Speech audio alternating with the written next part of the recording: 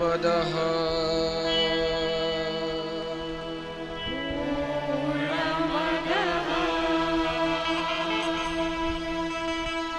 पूर्णमिदम्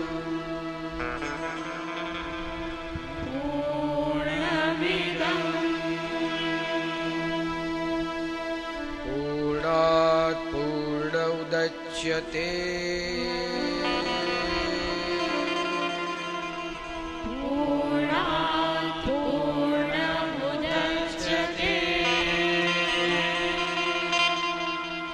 पूर्णस्य पूर्णमादाय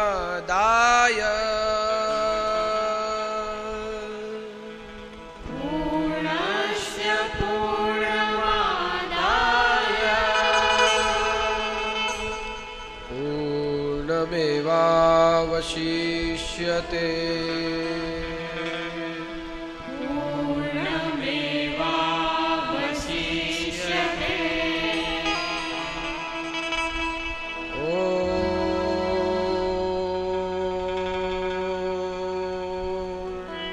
शांति शांति शांति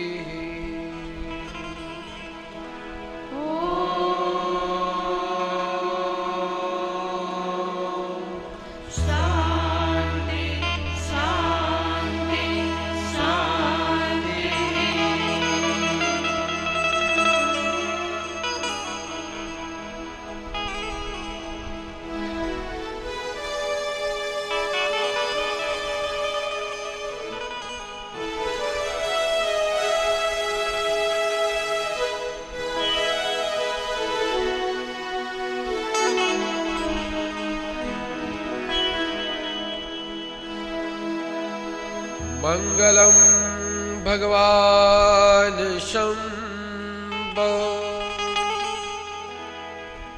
मंगलम वृषभध्वज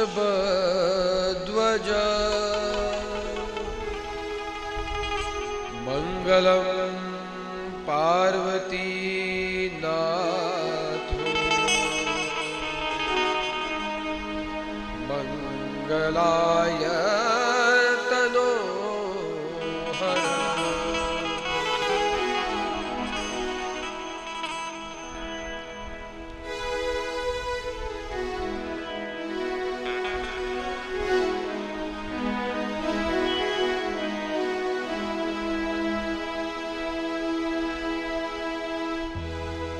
ज्ञान शक्ति समारूढ़ा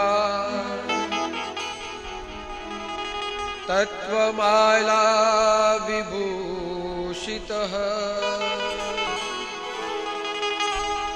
भुक्ति मुक्ति प्रदाताय तस्मै श्री गुरुवे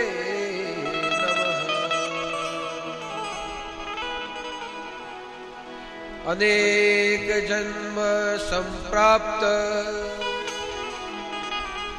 सर्व कर्म विदाहिने स्व आत्मज्ञान प्रभावेण तस्मै श्री गुरुवे नमः।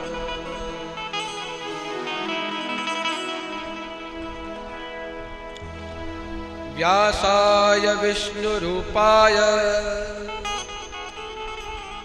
व्यासरूपाय विष्णवे नमो वे ब्रह्मनिधये वसिष्ठाय नमो नमः।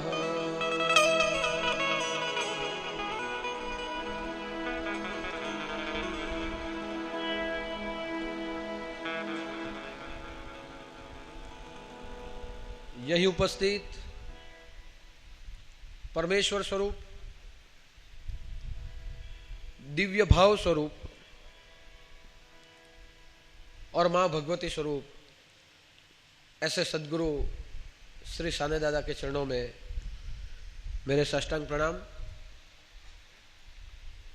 एवं जिनकी कृपा से हमारे जीवन में वसंत बहार खिली है और जिनके विचारों के सानिध्य से हमारा जीवन एक पुष्प की तरह महक रहा है, ऐसे परम दिव्य आत्मा भगवान वेद व्यास जी के चरणों में मेरे साष्टांग प्रणाम एवं यही उपस्थित सभी जिज्ञासु भाई बहनों को मेरा नमस्कार। कल की हमारी चर्चा रही कि असूर्या नाम ते लोकाः अंधेन तमसा वृता तास्ते प्रेत अभिगच्छति ये केच आत्मजनोहना, कि जीवन में हमें नरक तभी प्राप्त होता है जब हम अज्ञानता वश कर्म करें, और अज्ञानता वश कर्म करने से हमारे जीवन को अधोगति प्राप्त हो जाती है। तो हमारे जीवन को अधोगति न मिले, हमारा जीवन ऊर्ध्व गति करे, और इसीलिए हमें क्या करना चाहिए? तो भगवत गीता ने कहा है कि हे मन, तू अपना उद्धार स्वयं कर, और अगर तू अपना उद्धार नहीं करेगा तो तेरा पतन हो जाएगा। और इसीलिए आत्मा एव ही आत्मन बंधु, कि आत्मा ही यानी मन ही हमारा बंधु है। आत्मा एव रिपुह आत्मन, कि हमारा मन ही हमारा शत्रु है। यानी मन के साथ, मन को लेके हमें हमारे जीवन को ऊर्ध्व गति की ओर ले जाना है। और इसी विषय पे हमने कल 2 घंटा 3 घंटे हमारी चर्चा हुई। और कल जो चर्चा हुई थी उसके संदर्भ में आज यहां किसी को कुछ प्रश्न पूछने हैं कल के संदर्भ में, तो पूछ सकता है, क्योंकि वेदों ने ऐसा प्रावधान किया है, अधिकारी गुरु और जिज्ञासु भक्त के बीच में एक संवाद का माध्यम होता है, जहां हमारे मन की उलझने हम दूर कर सकते हैं। यानी बिना संकोच 10 मिनट में दे रहा हूं, अगर किसी को कुछ पूछना है तो वो खड़ा होकर पूछ सकता है, और आप पूछ लेंगे, उसके बाद हमारी चर्चा इससे हम आगे बढ़ेगी। अगर किसी को पूछना है तो पूछ सकता है।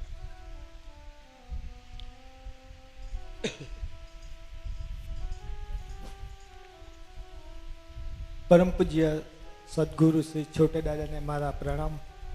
कल आपने अमृत मंथन में ये भी बताया था कि मन अपना मित्र है और मन ही अपना शत्रु है, तो उसके बारे में जरा ज्यादा जानकारी चाहते हैं। देखिए, मन ही मित्र है और मन ही शत्रु है। हमारे यहां एक कहावत है, और खास करके गुजराती में, कि मित्र एवो करे जे ढाल सरीखो होय, सुखमा पाछळ रहे अने दुखमा आगळ होय। तो मित्र भाव का अर्थ क्या है? कि जब हमारे जीवन में आपत्ति आए तो मित्र का कर्तव्य है कि वो ढाल बने, और जब हमारे जीवन में सब स्थिति संतुलित हो तो उसका धर्म है सदा वो हमारे साथ रहे, पीछे रहे यानी साथ रहे। और ऐसा जो मित्र होता है वो ही हमारे जीवन में बंधु यानी भाई के जैसा कार्य करता है। लेकिन ये जो भी कहा गया है इसमें आप देखिए कि जागरूक मित्र के लिए ये कहावत है कि जो मित्र जागरूक हो वो ही दूसरे मित्र की मदद कर सकता है। जो मित्र जागरूक हो वो ही दूसरे मित्र के लिए अच्छा सोच सकता है। लेकिन आज आप देखिए कि हमारे जितने भी मित्र हैं वो हमारे साथ हर जगह में रहते हैं, लेकिन बहुत कम ऐसे होते हैं जो हमारे जीवन में हमें योग्य सूचन देते हैं। लेकिन जो भी मित्र हो वो अगर मित्र जागरूक हो तो ऐसे मित्र की मित्रता हमारे जीवन को सदा के लिए नवजीवन दे सकती है। लेकिन हमारे मित्र होते कौन है? ज्यादातर हमारे स्वभाव से मेल खाने वाले, हमारी आदतों से मेल खाने वाले। और जहां मित्र होते हैं वहां दोनों की खामियां एक दूसरे को पता होती है, यानी दोनों की खामियों को जानने वाले ही मित्र होते हैं। और मित्र बैठ के साथ साथ अपने जीवन में आनंद प्राप्त करते हैं। वो व्यसन का आनंद हो सकता है, किसी वस्तु का आनंद हो सकता है, और सात्विक हो तो आध्यात्मिक आनंद भी हो सकता है। लेकिन ज्यादातर मित्र के साथ हम जो आनंद लेते हैं यह आनंद किसी पदार्थ से रिलेटेड ही होता है। अब वो पदार्थ हमारे लिए हित करता है या नुकसान वो कोई बताता नहीं, लेकिन जागरूक मित्र हमें जरूर सूचन करेगा कि नहीं ये मत करो और ये करो। आप देखिए कि जब आप गाड़ी चलाते हो और नई नई गाड़ी आपने सीखी है तो जो नई गाड़ी सीखते हैं उन्हें गाड़ी चलाने का बहुत शौक होता है, और जब वो हाथ में स्टीयरिंग लेके गाड़ी लेके निकल जाते हैं तो 100-120 की स्पीड के ऊपर हम गाड़ी चला लेते हैं। हमें मौज आती है गाड़ी चलाने। हमारा मन तब हमारे साथ होता है कि नहीं गाड़ी तो चलानी चाहिए, 100 चले 120 चले, गाड़ी ली किस लिए है? चलाने के लिए ली। इसलिए हम भरपूर तेज से हम गाड़ी चलाते हैं। लेकिन उसी समय पे अगर कोई व्यक्ति हमारे रास्ते में आ गया तो हम ब्रेक नहीं मार पाएंगे। हम हमें बचाने के लिए भी उसके ऊपर गाड़ी चढ़ाएंगे, उसको नुकसान करेंगे, एक्सीडेंट होगा, हम निकल जाएंगे। अब आप देखिए कि यहां जो हमारा मन है वो अज्ञानता की भूमिका में है, हमारे साथ है कि गाड़ी चलनी चाहिए, मजा होना चाहिए, लेकिन नुकसान हो ऐसी सूचना हमारा मन हमें नहीं दे रहा। लेकिन धीरे धीरे जब हम गाड़ी चलाने लगेंगे, डेली रूटीन में ये क्रिया होने लगेगी, तब क्या होगा कि हम गाड़ी चलाएंगे भले 100 की स्पीड के ऊपर, चालू गाड़ी पे हम बात भी करेंगे, लेकिन जब जब बम्पर आएगा, कोई व्यक्ति बीच में आ जाएगा, तो सहज रूप में भी हमारा पैर ब्रेक के ऊपर जाएगा, स्पीड धीरे हो जाएगी, हम ब्रेक लगाएंगे और हमारी गाड़ी लेके जाएगी। ये हम सोचते नहीं, बिना सोचे भी ये क्रिया होती रहती है। क्यों होती है? तब हमारा मन जागरूक हो चुका है, तब हमारा मन नियमों से भी जागरूक हो चुका है। और जब मन जागरूक हो जाता है तब मन अंदर से सूचना देता है कि कोई आ रहा है, स्पीड धीमी करो, ब्रेक लगाओ और गाड़ी ले जाओ। लेकिन पहले क्या था? हमारा मन हमारे साथ अज्ञानतावश आनंद ले रहा था। बाद में उसी को जब ज्ञान हुआ तो मित्र बन के उसने हमें सूचना दी कि ठहरो, धीरे गाड़ी चलाओ, गाड़ी रोको और फिर जाओ। तो उसका अर्थ ये हो गया कि जब मन मित्र बनता है, मगर कब? जब वो जागरूक हो जाए। और मन शत्रु कब बनता है? जब वो अजागरूक अवस्था में हो, तब हमारा मन ही हमारे लिए शत्रु होता है। इसलिए मन ही शत्रु है और मन ही मित्र है, मगर कब?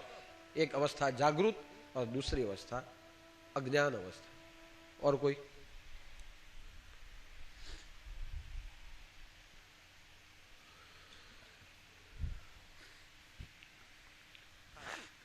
दादा, आपके चरणों में साष्टांग प्रणाम। कल आपने एक शब्द का प्रयोग किया था कि शब्द का निर्गुण रूप, इसका मतलब आप जरा समझाइए। देखिए, शब्द का निर्गुण रूप, आज सब लोग ऐसे ही समझते हैं कि शब्द सगुण है, और शब्द सगुण है यानी शिव। तो जब हम शिव बोलते हैं तो हमारे सामने शिव का रूप आता है, तो हम ये मान लेते हैं कि शब्द सगुण है। लेकिन शब्द क्या है? तो जैसे पानी होता है, लेकिन पानी का स्थूल स्वरूप क्या है? तो बर्फ। कि जब पानी बर्फ बनता है तो वही पानी अपना आकार लेके बर्फ बन जाता है। वैसे ही शब्द क्या है? तो शब्द परमात्मा का एक स्थूल स्वरूप है। जहां शिव बोलने से शिव की प्रतिमा सामने आती है, शिव का नाम उच्चारण करने से शिव ने जो भी कार्य किए वो कार्य हमारे मनस्पट के ऊपर आते जाते हैं। हाँ, यहां तक तो बात ठीक है, लेकिन जो भी शब्द है उसके अर्थ समझना जरूरी है, क्योंकि शब्द में जो भी चेतना छिपी है, ये पदार्थ में छिपने वाली चेतना ये निर्गुण ही हो सकती है। पानी निर्गुण है, लेकिन बर्फ उसका स्थूल स्वरूप है। लेकिन जो चीज तत्व के रूप में निर्गुण होकर पूरे विश्व में घूमती है, वही चीज को जब हम पदार्थ में ले लेते हैं तो पदार्थमय हो जाने के बाद उसमें से हमें आकार से विकार प्राप्त हो जाते हैं, उसकी कार्य करने की क्षमता में बंधन हो जाता है। लेकिन तत्व की कार्य करने की क्षमता अमाप होती है। इसीलिए शिव शब्द का एक ही अर्थ है, शिव यानी जो जीव का कल्याण करे, ऐसी परम सत्ता यानी शिव। यानी जब आप शिव का स्मरण करो तो वही शब्द के स्मरण से जीव का जो कल्याण करे, ऐसी सत्ता में आपका जब मन चला जाए, तब यही सगुण से आप निर्गुण की ओर प्रयाण करोगे। यानी कहने का अर्थ यही है कि शब्द भले सगुण हो, लेकिन उसका जब आपको अर्थ पता चल जाए तो उसी अर्थ से आप निर्गुण में प्रयाण कर सकते हो। इसीलिए मैंने कहा था कि शब्द निर्गुण है, जो स्थूल से हमें शाश्वत की ओर ले जा रहे हैं।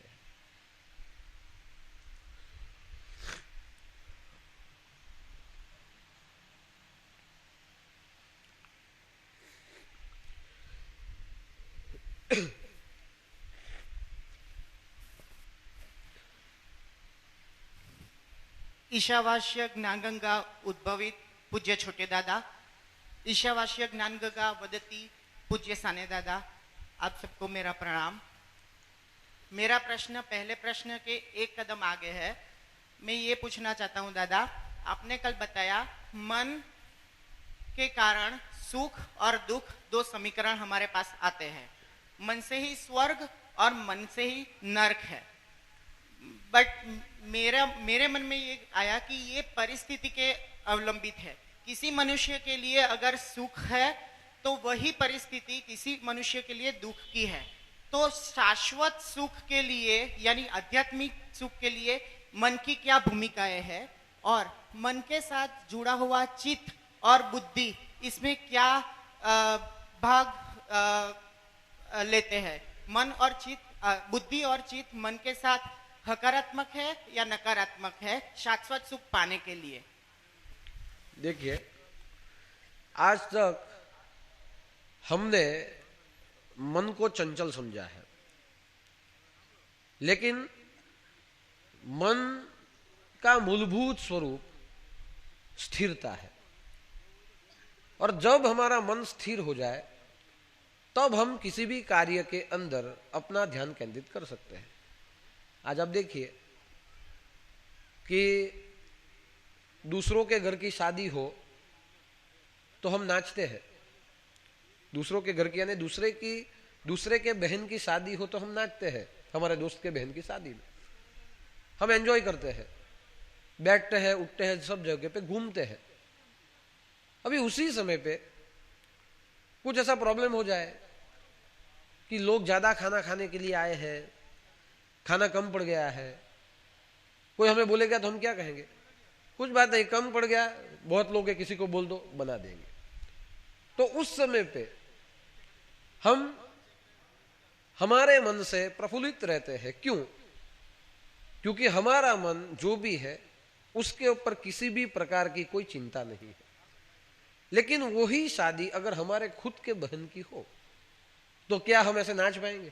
नाचेंगे मगर ध्यान कहां होगा? कुछ हो गया तो। जब सब प्रसंग खत्म हो जाता है उसके बाद हम खाना खाते हैं, लेकिन दूसरों के यहां जाते हैं तो सबसे पहले खा लेते हैं।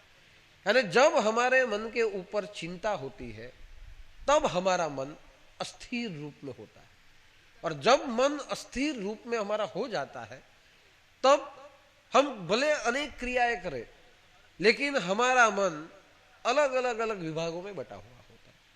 लेकिन जब हम चिंता से मुक्त हो जाते हैं तब एक ही व्यक्ति हरेक जीवन के हरेक विभाग में प्रफुल्लितता से कार्य कर सकता है। यानी कहने का अर्थ क्या है कि जब मन स्थिर हो तो किसी भी जगह एक साथ अनेक रूप में हम कार्य कर सकते हैं। लेकिन जब मन अस्थिर हो जाए, चिंता की वजह से, हमारा मन निराशा की वजह से अस्थिर हो जाए, ऐसे कई प्रकार से जब हमारा मन अस्थिर हो जाता है तब मन की कार्य करने की क्षमता घट जाती है। और इसलिए आपने पूछा कि बुद्धि और चित्त की क्या भूमिका है या मन की क्या भूमिका है, तो मैं इतना ही बताना चाहूंगा कि एक छोटा खड्डा है, उस खड्डे में पानी है और वो पानी में मिट्टी मिली है तो पानी का रंग अलग रंग का होगा। लेकिन थोड़ी देर के बाद आप देखिए कि जब पानी उसमें स्थिर हो जाता है तो जितनी भी मिट्टी है वो वापस नीचे बैठ जाती है और ऊपर का पानी हमें क्लीन दिखाई देता है। और जब पानी स्थिर हो, मिट्टी नीचे बैठ जाए तो ऊपर से भी हम नीचे का तल देख सकते हैं। वैसे ही जब हमारा मन स्थिर हो जाए, परमात्मा के स्मरण में या हमारे खुद के कार्य में मन लग जाए तो मन के साथ ही हमारी बुद्धि कार्य करती है। और मन के साथ जब हमारी बुद्धि कार्य करे तो हमारी सभी इंद्रियां एक जगह पे आके स्थिर होती। और जब एक जगह पे स्थिर हो जाए तो वहां आप चाहो तो अध्यात्म में भी उन्नति कर सकते हो, आप अपने परिवार के लिए अच्छे से अच्छे कार्य कर सकते हो, या समाज के लिए भी आप अच्छे से अच्छे कार्य कर सकते हो। लेकिन कब? कि जब आपका मन स्थिर हो, चिंता से मुक्त हो, अंदर से आनंदित हो, तब एक ही व्यक्ति हर एक क्षेत्र में संपूर्ण रूप से इन्वॉल्व हो सकता है। ऐसे नहीं कि सिर्फ परमात्मा में, आप हर एक जगह पे अपना ध्यान डाइवर्ट कर सकते हो। लेकिन जरूरी है मन को अपने मूल स्वभाव यानी स्थिर स्वभाव के ऊपर ले लिया जाए तब। और कोई लास्ट क्वेश्चन?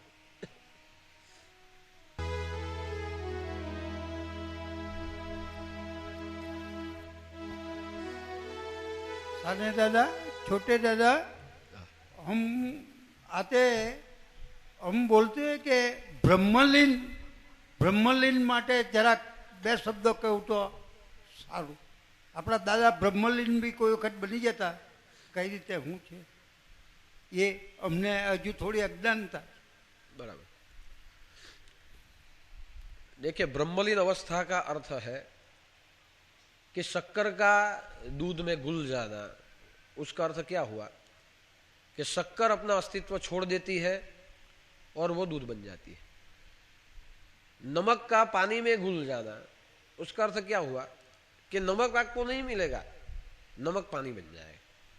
लेकिन जब नमक को आप चखोगे तो पानी में भी खारापन आएगा, और दूध को आप चखोगे तो दूध में भी मीठापन आएगा। वैसे ही परमात्मा दूध है और हम शक्कर है।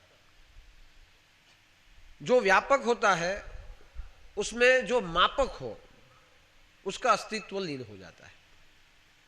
जो प्रभावशाली है उसके अंदर उससे कम प्रतिभाशाली का वर्ण होता है, ग्रहण हो जाता है।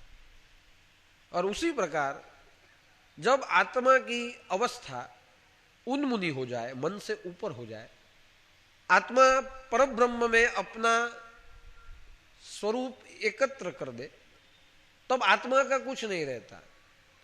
आत्मा परमात्मामय, जैसे शक्कर दूध में चली गई, वैसे ही आत्मा का अस्तित्व नहीं रहता, आत्मा परमात्मामय बन जाता है। और जब ये क्रिया हो जाती है, यह क्रिया में हमारे शरीर से हमारा संबंध छूटता है। लेकिन दूध चखने से जैसे मीठापन आता है, वैसे उस अवस्था में जाने वाले ब्रह्मलीन व्यक्ति को, आत्मा को, परमात्मा के मूल स्वरूप सत, चित और आनंद में से मूल परिपक्व स्वरूप आनंद का अनुभव अपने जीवन में उसे होता है। और ज्यादातर परमात्मा से वो आनंद प्राप्त करके अपने जीवन में आनंदमय रहता है। यानी कहने का अर्थ है कि अपना अस्तित्व परमात्मा में मिटाना, जहां से हमें कुछ प्राप्त हो जाए, उसी अवस्था को ब्रह्म में लीन होने वाली अवस्था कहा गया है। और ऐसी अवस्था के पुरुष ही पूरे विश्व में सिया राममय सब जग जानी, करहु प्रणाम जोरी जुग पानी। विश्व के दरेक पदार्थ में ब्रह्म को वो देख सकते हैं। उसका अर्थ है ब्रह्म में लीन हो जाना। तो अब हम ईशावास्य सूत्र 3 उसके ऊपर आगे की चर्चा करेंगे। उसके पहले ईशावास्य सूत्र 3 का एक बार अपनी नाभि से, मन से, परा से हम एक बार पाठ करें।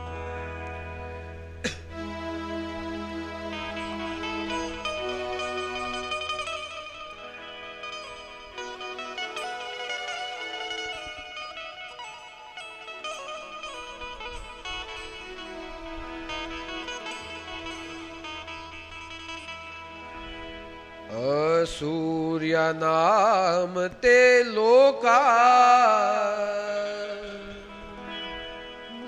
सूर्य नाम ते लोका,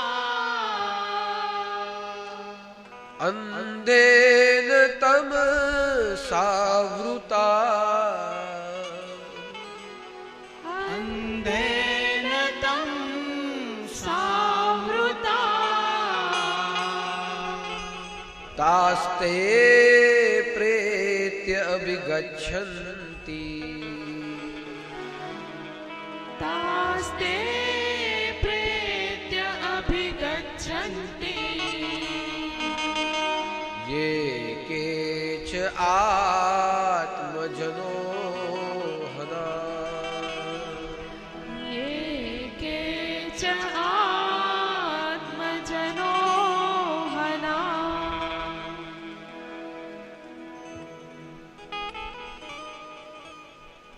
हमारा उद्धार हमें स्वयं करना है और मन को हमारा बंधु बनाना है। आज तक मन के लिए अनेक भाष्यकारों ने, अनेक तत्वचिंतकों ने विविध विविध प्रकार से कुछ सत्य समझ के तथ्य रखे हैं हमारे सामने, और सभी ने ज्यादातर ऐसे ही बोला है कि मन चंचल है, मन अस्थिर है, मन खराब है, मन की संगत छोड़ दो, मन के पीछे मत भागो, मन विषयी है। आज तक ज्यादातर हम यही सुनते आए हैं या यही समझते आए हैं। लेकिन हकीकत में देखा जाए तो मन अगर आपके साथ हो ही नहीं तो आप खुद ही सोचो कि क्या बिना मन से हम कुछ कर पाएंगे? बिना मन से आप खाना खा पाओगे? नहीं होगा। बिना मन से आप चल पाओगे?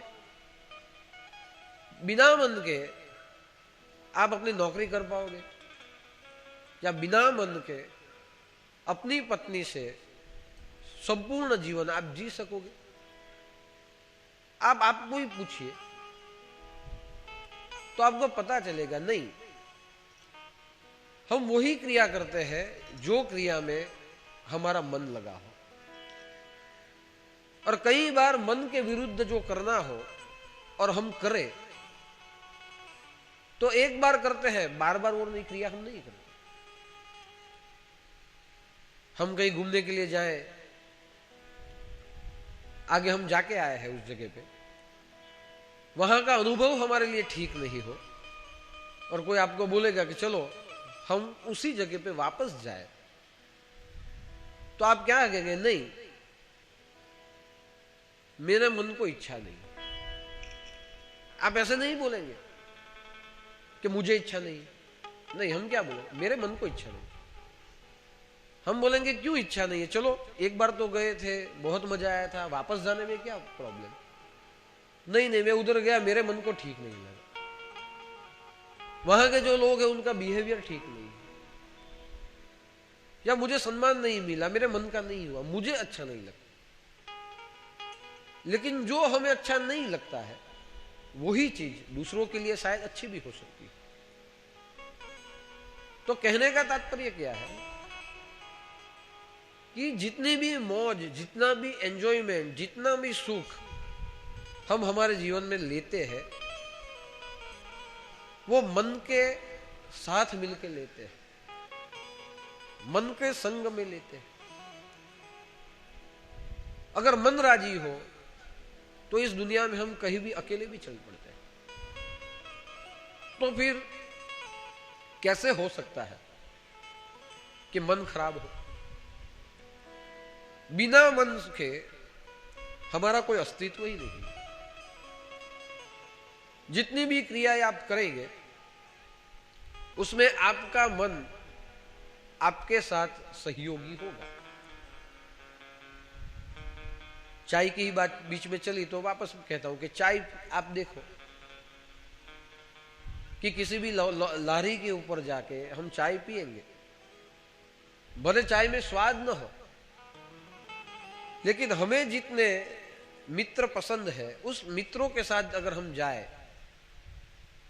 तो भले चाय में मजा न हो, फिर भी सबके साथ हमारा मन है और इसीलिए उनके साथ रह के हम वो क्रिया करते हैं। क्यों? चाय पीने में इंटरेस्ट नहीं है, हमारे साथ कौन कौन कंपनी है, कौन कौन मित्र है, उसके साथ बैठने में इंटरेस्ट। और इसीलिए जहां हमारा मन होता है, जिसके साथ हमारा मन होता है या जिसमें हमारा मन होता है, ये सभी क्रियाएं 100% हम हमारे जीवन में पूरी करते हैं। इसलिए भले कोई मन को खराब कहे, कोई मन को व्यसनी कहे, कोई विषयी कहे, मन को प्रमादी कहे, सब है, लेकिन बिना मन के हमारे जीवन का कोई अस्तित्व नहीं। तो जहां मन के बिना हमारा जीवन ही नहीं है तो हमें क्या करना पड़ेगा?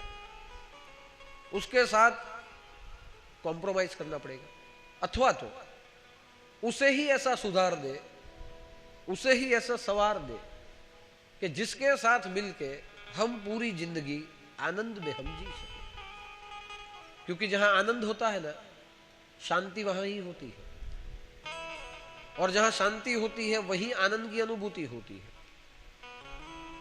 और आनंद की अनुभूति के लिए शांति चाहिए। बिना शांति के आप आनंद संपूर्ण रूप से नहीं ले सकते। तो मन के लिए विविध रूप से अपने तथ्य रखे गए, लेकिन एक तथ्य स्वामी रामकृष्ण परमहंस का जो आया वो मुझे बहुत अच्छा लगा। उन्होंने क्या बोला कि मन कैसा है? तो मन तराजू की तरह है। मन कैसा है? तो मन तराजू की तरह है। मन के तराजू के दोनों पल्लों में आप वस्तु रखो, लेकिन जो पल्ले में ज्यादा वस्तु वजन वाली होती है वही पल्ला झुक जाता है। वैसे हमारा मन भी तराजू की तरह है। और तराजू का काम क्या है? तोलना। एक तराजू में संसार के सभी विषय है और ऐसे विषय है जो नाशवंत है, और दूसरे तराजू में आत्मा के संबंध में शाश्वत विषय रखे गए हैं। तो जिसका वजन ज्यादा होगा वही तराजू का पल्ला नीचे झुकेगा। वैसे ही हमारे मन के ऊपर जिस चीज का प्रभाव ज्यादा होगा उसी दिशा में हमारा मन झुक जाएगा। तो जरूरी क्या है कि परमहंस महाराज ने भी बोला, रामकृष्ण परमहंस ने, कि मन जरूरी है, मन बैलेंस करता है। तराजू के दोनों पल्लों को निकाल लिया जाए फिर भी तराजू का उपयोग होता है, वैसे ही मन का उपयोग करना ही करना है। लेकिन जरूरी यह है कि मन शाश्वत जगह पे झुके, नाशवंत जगह पे न झुके।